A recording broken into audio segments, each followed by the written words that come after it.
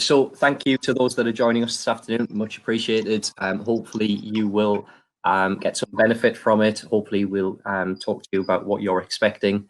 So just to make introductions, so, my name, I'm Graeme Miller. I work for the Innovation Super Network and most of the projects that I'm involved in. I have my colleague Steph Oxley with me. If you want to say hello, Steph. Hi, guys. And Steph's also an innovation manager with the Innovation Super Network. And we, Saul and Pete, who will introduce themselves further later and talk to you about their side of things. We were expecting another lady, Bethany Ainsley, from a company called Optimi, who unfortunately has come down with illness today, so she won't be joining us, but we will talk you through her situation and her product. So in terms of a little bit of background on the Innovation Super Network, so we are kind of known as the network of networks out there. We run major events in innovation, such as Venture Fest, which we run annually. We also run things like Finance Camp, which help innovators attract investment. And we run a number of innovation challenges, as we call them, which tends to bring larger organizations to meet with SMEs to talk through their problems and help solve their challenges in some way, shape or form. So that's pretty much us. The speakers are going to talk to you about what they've done in terms of innovating either through lockdown or just before lockdown. They've had to react to what's going on. So they're going to talk us through that and just going to kind of prove the point that this can still be done, even though we're all working in silos at home. So that's what we're hoping to achieve, is to kind of inspire some of you that are on the call into continuing innovation in some way. Please use the chat function. There is a sort of a question and answers function. Questions on throughout, and what we'll do is we'll address those at the end of the session rather than stopping mid-flow. We'll address those at the end of the session. So in terms of the running order, I've given you the intro. I'm going to introduce you to Saul in a moment to go through his things. Stephanie's kind of going to look after what was Bethany's slot right up to me, and we'll have Pete.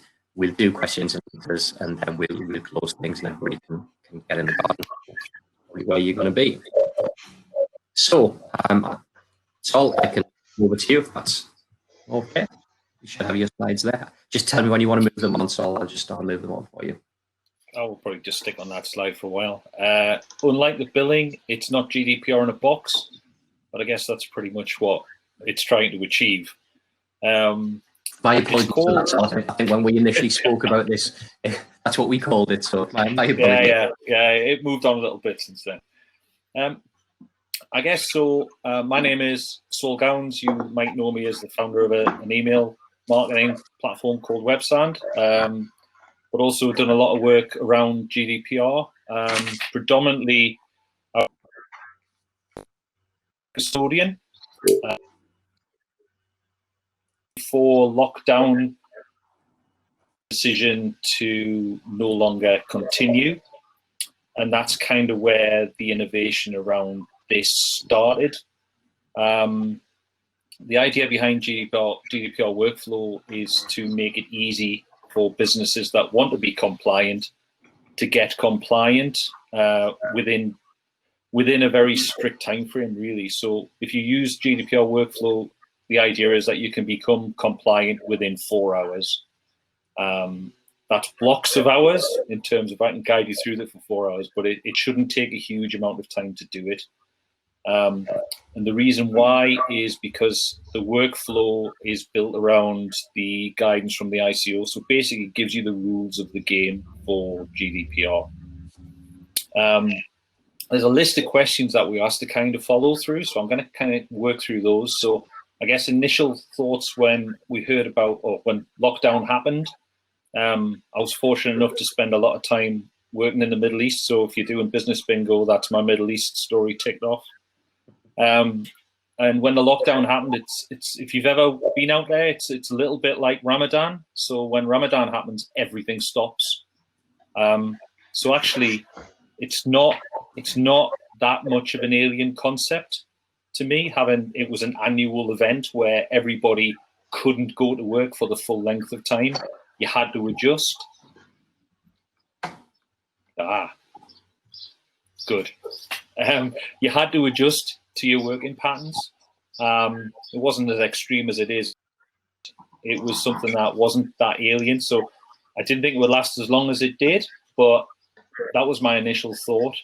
The other thought I initially had was, well, this gives us some time to try and get our head around what the messages should be, how they should work, but also to validate that everything in the platform was right. In terms of what it would mean for what we were trying to do, well, GDPR was starting to get some importance back within the business community. It wasn't being seen as a joke anymore. In fact, there's the amount of fines that have been issued is in excess thing. The ICO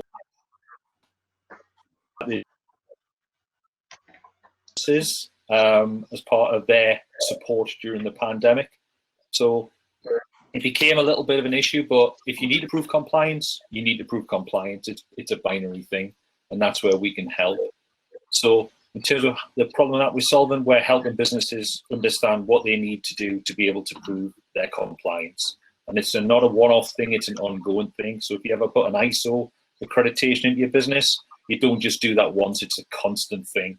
And that's why it's based around a workflow. And it's predominantly based around 4 sectors.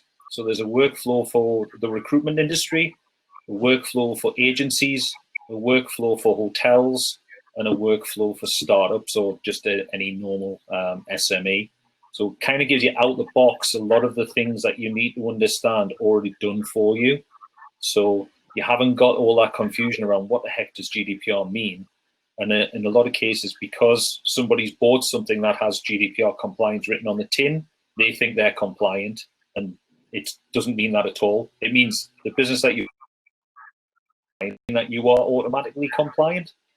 And those are one of the things that we were trying to address. So in terms of where it is in development, it's live, it's launched, it's in MVP. So the whole thing's been built on an existing structure called Airtable, a very complicated version of it. But with Fair Custodian, we were a similar type of solution. The decision to no longer go forward with Fair Custodian had a bit of a Jerry Maguire moment and spent a full 72 hours just working out what this might look like and then putting it into place. Partly because I knew that we'd proven that there was an audience for it, and there were some key meetings that were coming up that I didn't want to not attend. So I made sure that I had something to show them, and it was well received, so things just moved on from there. So there's a few customers on it, and there's obviously a few more to follow up.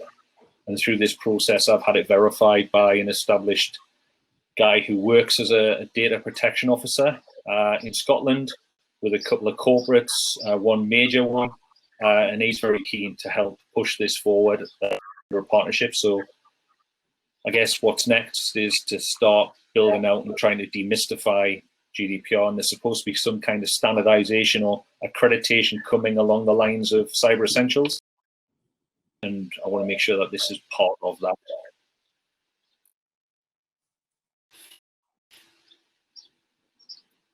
Okay.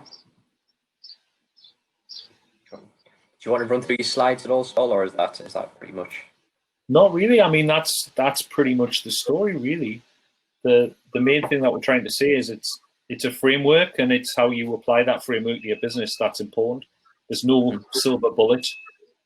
And if any of the people watching who have been at the seminars will understand, well, you need to understand it as a person first, and then you need to understand your business, and then the two things align quite nicely. Okay. Just a question around, sorry, this is just for me, I guess, for the audience. A question around the development process when you have been kind of, I guess, stuck at home for a good bulk of it. How's that been? And how accessible has it been to find other people to support you in that sense? I think during this time, it's been people that know that I've been doing this have approached me to help them, and then I've kind of had that in my toolkit ready to go, if that makes sense. Because the development is based on all of the guidance within the ICO. So until that changes, it's pretty much there. There are extra things to do, and there always is extra things to do. But I'm not a developer, and I've purposefully gone for a no-code solution to start with. So I've got that flexibility to move things around without having to pay for a developer or go through all the issues of dealing with someone remotely when you're trying to build something. It's hard enough to try and build something when you've got someone in a room with you, but trying to do it remotely is really, really difficult. So you've had the luxury of you've been able to do that yourself, which I guess is kind of a good skill to have, and not everybody to be able to have. You know, a lot of people have probably become very during the lockdown, or maybe not. I mean, Pete clearly has. Yeah. You know, it's and yourself. You pick up, you find out the right tools for the job. True. Okay, great, thank you. I'm afraid I can't see the questions just based on the way this program, this tool works as hop-in. So we'll come back to any questions that may have been fired out at the end, and I'll move on to the next session. Thanks for that, Saul. Really appreciate no worries. That. So, Steph, can I hand over to you to go through some of the slides on Beth's behalf, please? You can, yes. Just to reiterate something that Claire Nicholson's just mentioned, mainly our speakers, when you're not talking, put our mutes on, because it seems to be causing some of the participants in the session echo. Thank you. So yes, apologies in advance for not being here. So I'm going to try and run through our slides as best as I know Bethany and the Optimate platform. Graeme, did you pick up with the first one? So Bethany's been in the wellbeing industry, I suppose, for about 10 years, and Optimate's been around for a couple of years, and traditionally it's been a wellbeing program, a combination of offline and online solutions to enable a sustainable and driven workforce, if you like. So the idea down to accelerate the Optimate platform to go online and focus on furloughed workers and redundancies and the like. So basically, Optimate works on the premise that two people within an organisation aren't the same. So the idea of Optimate is to offer tailored and personalised support to the employers and the organisation. Next slide, please. So why focus on wellbeing? The world is changing place. As people know, more industries than others suffer from sort of sickness absence. But overall, the economy suffers 14 billion per year, which equates to a £554 per employee per year cost to the UK economy. So organisations who don't address sickness, absenteeism is more at risk, poor performance, higher turnover, and an increase in cost overall for a delivery perspective. So at the moment during lockdown, something that Optimate is at 61% of employees and 54% of organisations are saying employee morale is their most improved metric when implementing sort of Bethany's wellbeing platform. Next slide, please, Graeme. So, innovating through lockdown. The key areas Bethany's focused on is supporting the furloughed workers. More than communication between employers and employees is really important, particularly when staff are furloughed. Many people are understanding this worry and what furloughs means to them. People are worried about redundancies and the rise, and it's basically rising anxiety levels. So for a lot of people, they've been in limbo. When are they back to work? When are they not? What's the sustainability of their work? A lot of those jobs are also different. They're not necessarily going back to the same job as what they were doing previously. One of the reasons that Optimi, offering a special price for furloughed staff at the moment, so organisations can stay in touch with those staff and focus on their team members who aren't at work at the moment and are wondering what's going on, and therefore they can sort of pick things back when they return to work. Next slide, please, Graeme. So through lockdown, obviously working from home is a key element. A lot of people are going to keep working from home, not necessarily going to go back to the office, particularly those who work 24/7. One of the focuses to me was developing solutions that would fit employees who are working from home. So because every job is different, the deliverables are completely vary. Some strategies working from home that Optimi is helping employees implement, so they can get their tasks done, they can do it efficiently, so they're not burnt out as they possibly have been, and that balance of not feeling like online 24/7. Thanks, Graeme. So return to work is pending for most of us, especially as the restrictions start to ease. Next week, from the 4th of July, people, more and more industries and more businesses will be going back. Not a lot of people worryingly have sort of thought about this.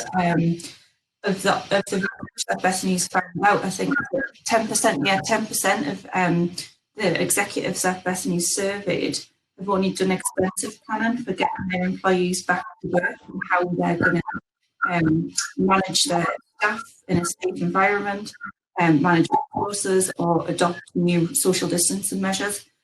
So one of the things Optimi can support with is helping organisations look at that. So Optimi has been partnering with many companies in this lockdown. One of the things Optimi is doing is working with companies to look at that insight as an external party, if you like. So they'll work with you to look at what support you might need for your employees, and also how you can further drive their performance and their deliveries, particularly if working from home is going to be a longer-term solution. Yeah, that was pretty much up. Bethany, Graeme. Yeah, I think that sort of covers everything. I think the key point is, that she decided to pivot the business as lockdown was happening, or at least make changes to the business to cope with things like furlough. Chatting to her a couple of weeks back, and it was very much a case of, I think she was a little bit, not necessarily scared in the first instance, but it was a we've got to react to this. How do we do it? And is it achievable? And I think the key message is yes, it is. They've managed to make changes to the business, not necessarily overnight, but certainly over the space of a couple of weeks, and done it very well.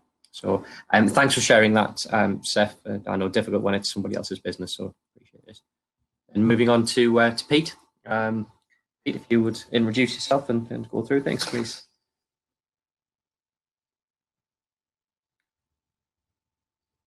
Pete, it sounds like you might be muted, but it doesn't look like you're muted. I'm not sure if you want to refresh. I was indeed muted. Yeah, well done. So I'm full power number one. Graeme, I think it might be your microphone that's causing the echo, mate.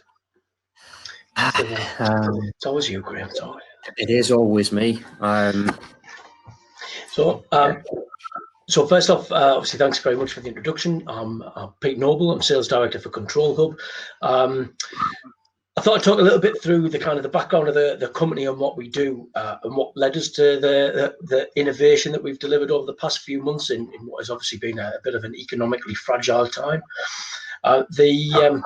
The pandemic certainly presented its fair share of both opportunities and problems, I think, for everybody, although I've never really like the word problem. I distinctly remember my mum telling me back when I was in my early 20s, which for those who know me know that was just a few short months ago, that the definition of a problem is a situation without obvious or attainable resolve. Once you've got a solution, doesn't matter how hard that solution is to implement, it ceases to be a problem, simply becomes a challenge. And I've pretty much lived my life by that ever since you told me. So Graeme, if you could, you've moved on already, perfect. So as soon as the pandemic started to spread rapidly, we took quite positive and affirmative action, really. I was quite proud of the way that our MD and the other people in the business handled the approach on pandemic. There was very little fuss, no panic, no negativity. And I suppose we are very lucky in the fact that as a cloud-based software business, we were able to adapt our operations to home working pretty much overnight. So, and obviously a lot of others weren't quite so lucky. They didn't have the infrastructure in place to be able to do that. To give you some background on the platform itself, it is a cloud-based single source solution for the management of people, HR, training, qualifications, fleet, assets, projects, health and safety compliance, risk management. We can digitize any paper-based workflow, anything that you can really think of from a form basis that can embed photos and videos with fully compliant audit trails. It's flexible, robust, compatible with any mobile device. Like, it's very, I could just go on and on. If you could just move on to the next slide, please. It's also very modular, so it's license-based and scalable. So for the people who need to use us, the functionality is there with peace of mind that they can scale from 1 man to 1,000 men if necessary, or up to 10,000 if it's an enterprise organization, and you can do that without even really skipping a beat. And its ability to meet compliance standards also provides that kind of corporate compliance capable infrastructure that allows supply chain members and contractors to adhere to their employers' often pretty exhaustive requirements. Obviously the main aim for us is reducing cost while increasing value. So as the bulk of our clients sit kind of within the utilities and construction sector, the first few weeks of the lockdown were pretty busy. Although obviously we are a working environment and were conducting daily scrums via Google Hangouts and meetings via Zoom and demos via Microsoft Teams, and people probably saw me do this loads of times while I was looking for parts of how to either share my screen or flick to a different page.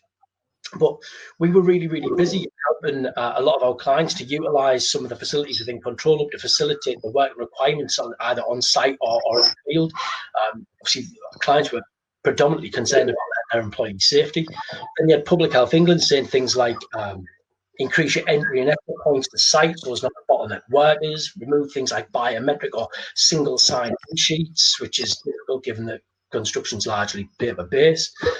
Observe wherever possible, again, really difficult in those types of industries. Stagger start and stop times to avoid queues on the site. So implementing that was really, really difficult for a lot of people.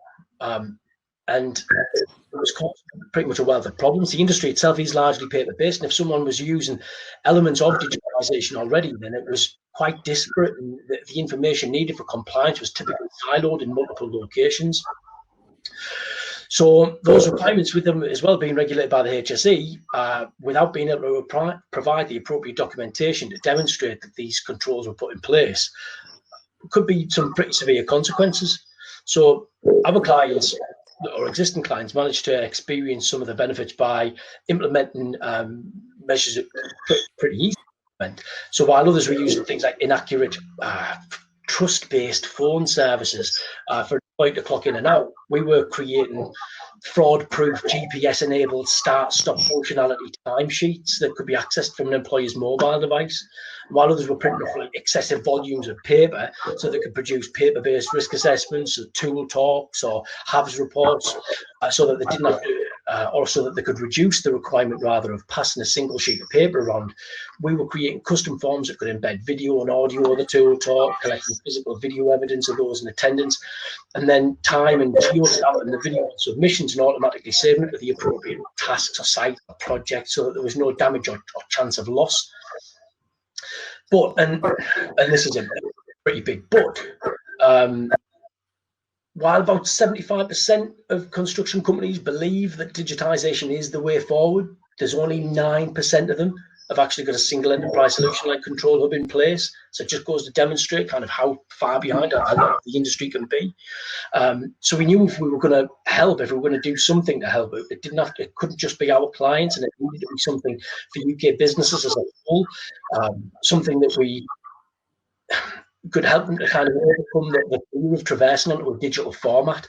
So we needed to make sure that it was easy to set up, easy to use, really easy to use. That was obviously a key factor, as well as not looking at additional cost in what was obviously already a financially trying time. So essentially, completely free. So via Skype and Hangouts and Zoom and God, I've lost track of the amount of platforms that I've used so far to have conversations with people.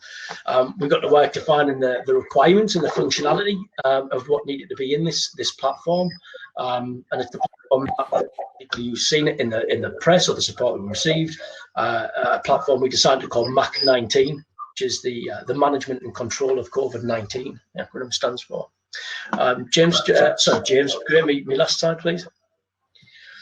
So the first few weeks was spent dedicated to scoping out the project, really addressing issues in technical compatibility and cobbling together some form of registration process, which I called on a lot of people for help. We were doing it for free. We were releasing it for free. There was no ongoing cost, so kind of had to go hat in hand. And lots of people like Harvey and Hugo drafted us some amazing press releases, as did We Are Umi. Graeme, obviously, I came to you for support. We had the list went on. So even people within the industry, Construction Excellence Northeast, Construction Excellence National, Association of Brick Lane Contractors, all of that provided a lot of support that was very much needed. So working with the input as well from major construction firms like Wilmot and Dixon and BAM, we were able to define a nice predefined library of digital forms that would be required for working in the field or on site.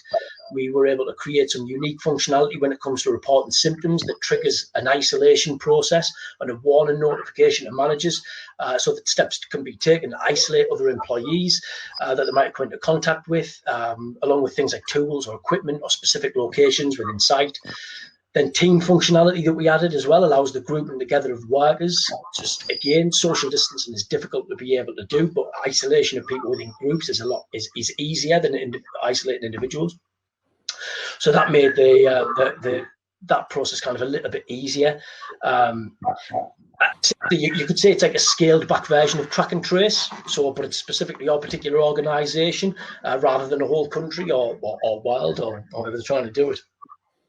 We included basic job allocation functionality through the calendar feature as well, along with common data environments so that you could share files and make sure people had access to the right information without having to exchange things on site. Give us that, pass me this. Do you have a job pack? It was all available and ready on anybody's device, so they could access anything. So PDFs, forms, videos, voice notes, whatever it might be. So I think even COVID-19, there was almost 60% of construction companies were reporting more demand from the workers, not just from management, but from workers to be able to stay connected and work more efficiently.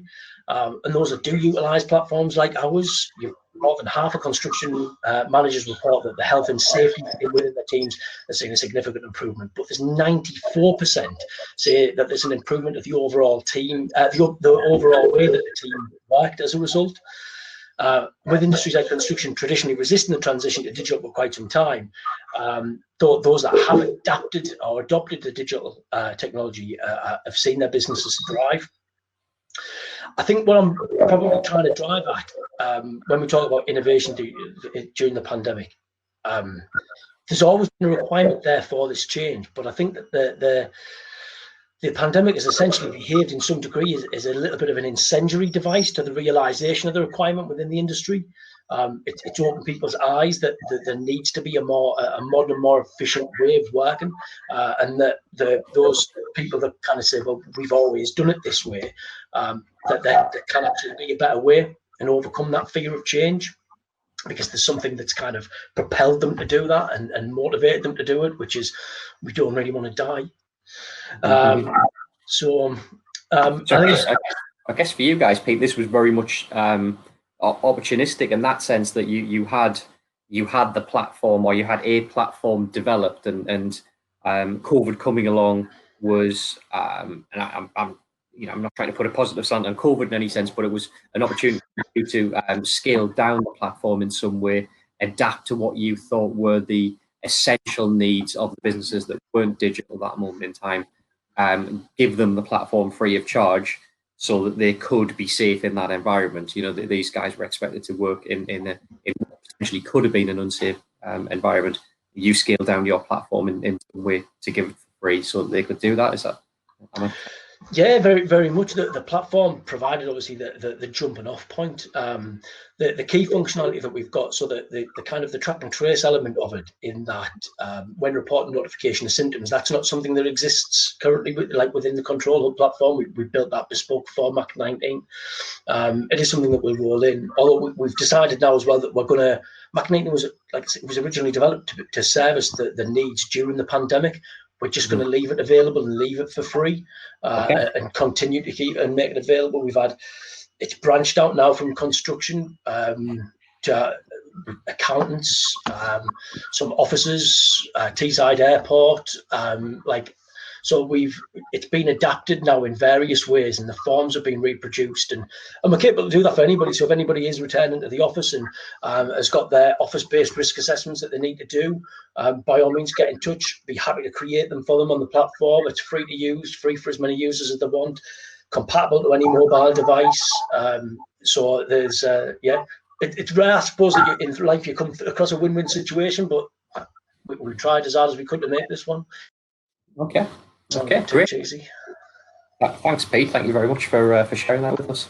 So I can't see Q&A, so I'm just going to come out of the sharing slideshow. Steph, have you sort of created some of the questions in relation to that? There hasn't been any yet, Graeme. Not okay. It's been predominantly around our microphones. Right. Yeah. It didn't appear to be working great, the microphone. I think one of the questions I had for you, Pete, as much as anything was, I don't know if you guys have got a system in place or a process in place for innovating or developing or improving your product, but if you have got something in place where you kind of normally would sit around a table or get in a room together or whatever, you've obviously had to do that virtually or digitally in the last few months. So has there been, well, there's obviously been a change, but how has that sort of affected you guys? Have you been able to work through things in pretty much the same way you could, just simply not in a room? No, it's the administrative requirements increased quite dramatically, because it would seem that there seems to be almost a little bit of a disconnect. We might jump on a call like this and we'll all have a conversation, and we can sit and talk around the virtual table, if you like. But there needs to be that kind of administrative follow-up afterwards. There seems to be something that doesn't quite stick as much, I think. So we've taken to producing more detailed briefs for the projects that we're embarking on. Our sprints have become a little bit more, so we utilise Jira, so we've got a lot of platforms in place already to help support this remote work. And like I said, the infrastructure already kind of existed, but we used it internally. So we've got things like Jira, where we publish all of our development sprints, and we run in 2-week sprints, and everybody within the business has the visibility as to what's going on and what's being completed through those time phases, which is really beneficial. But without producing those detailed briefs, there was a little point that we had missed that was causing reiteration and then sometimes discord. I don't want to say it's not that we argued, but well, I did say that kind of scenario. That's been a little bit challenging. That has been a little bit challenging. But if anything, I would say that it's served to improve our communication skills a little. Okay. So positives to come out of it are, I think I'm going to speak personally here from an Innovation Super Network point of view, and how we've done adapted to this and how we've sort of changed the way we do things. And I think there's been huge positives. If I go as simple as team meetings, there would maybe be 15 of us traveling from different parts of the region into Sunderland to work together for 90 minutes or 2 hours, but you're looking at an hour's travel each way for some people. You're looking at all the costs that are involved in that. And people seem to be limiting what was an hour and a half or a 2-hour meeting down to 45 minutes to an hour. So, massive savings in that sense if you scale that up to organizations. But from an innovation perspective, we use, I guess traditionally, we run sprint type, events, and we just had to break down simply, well, what is it we did in that live environment, that event space that had to change? What tools did we use? Well, actually, we use pen and paper, we use Post-it notes, we use flip chart, and we use a whiteboard.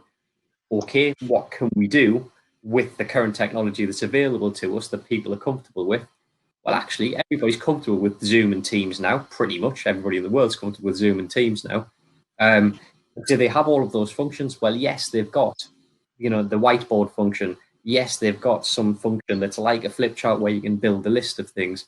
You've got, a solution on there where you can put a dot on or a tick or a heart, whatever it may be, to say you like that particular suggestion. So when I look at all the tools that we were using in that natural environment, we can still do it. We can still do all of it here without needing any flash equipment, without needing to do anything, and that would alienate people in any way, shape, or form. So there's been real positives in it, and we're going to save a fortune on room hire going forward.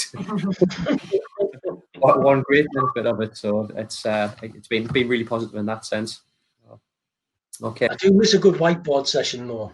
I do like a good whiteboard session. That is like, I think there is something about that I do miss a little bit, I have to admit. But you've got to, like in any situation, you've got to look for the silver. You've got to try and find the positives in that. I think Saul's probably a whiteboard on his bedroom wall. Have you, Saul? You or that much? Oh, I'll just unmute myself. No.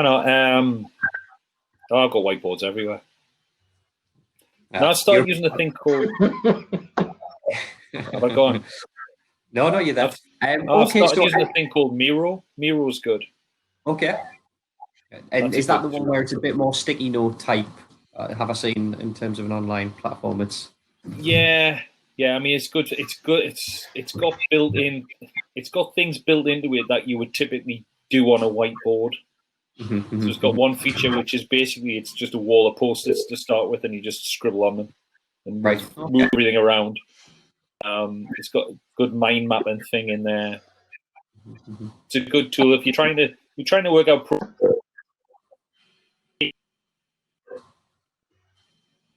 following a certain process so things make logical sense. It's really useful. Okay, good stuff. Well, I think there's lots of tools out there. I think we're all gradually discovering more as we go. But I think my advice to anybody that's looking to do this is, in the first instance, keep it simple. Use something that's familiar to you and your team, or the people that you're sort of trying to engage in this. And then once everybody's happy with that, moving on to the Miros of the world, the Hop-In, whatever it may be, that then you're going to really sort of define something as a result of that. But only for in terms of technology, for the next sessions, I try and get myself a laptop with a microphone that works. So let me just apologise for that, folks. I've done a session this morning and had no issues with it, so I'm not quite sure what's gone on there this afternoon. I think we'll close the session there. No more questions coming in. Just like to say thank you to you guys for presenting and sharing your stories with us. Really, really appreciate it. And I shall speak to you all soon. Thanks very much.